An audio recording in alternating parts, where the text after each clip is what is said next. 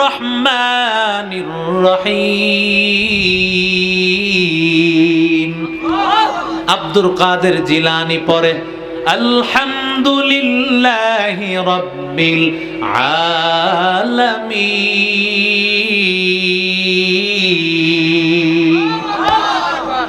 এইভাবে তেলাওয়াত করতে করতে মনে হয় যেন আব্দুল কাদের জিলানী উস্তাদ আর তার উস্তাদ হয়ে গেছে ছাত্র। আর আস্তে বলেন, উস্তাদ বলে আর লাগবে না, ছাত্র কয় না না শেষ হয় নাই, তেলাওয়াত করতেছেন, পড়তে পড়তে 18 পারা উস্তাদ কি শুনায় দিয়েছি।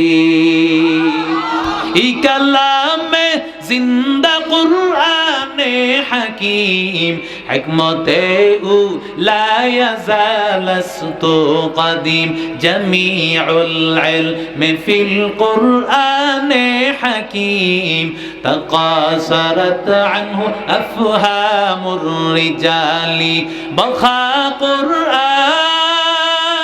কালামুল্লাহ বশুনো কদিমাস্তি নাইনো।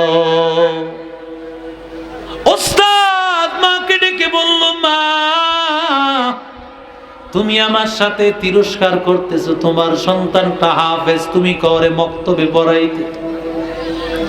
মায়ে ডাক দিয়া বলে, আল্লাহর কসম আমি আমার সন্তানটাকে কোরআনের একটা হরফও আমি পড়াই নাই। আরো আসতে বলেন, হযরত আমার এই সন্তানটাকে কোরআনের একটা হরফও পড়াই নাই। আব্দুল কাদের জিলানী ছোট্ট বাচ্চাকে জিজ্ঞাসা করে, বাবা তুমি কোথায় পড়েছো? আব্দুল কাদের জিলানী কিছুই বলতে পারে না। এবার মাকে ডাক দিয়া বলে, মা বলো কি ব্যাপার, তোমার সন্তানটা কি করে এমন হয়ে গেল?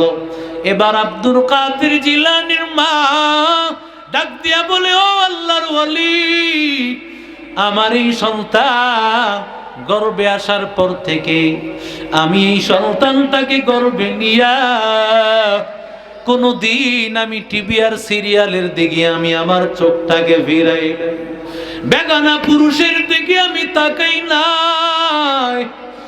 আমি আমার এই সন্তানটাকে গর্ভে নিয়ে কোনো ধরনের গুনার কাজে লিপ্ত হই নাই।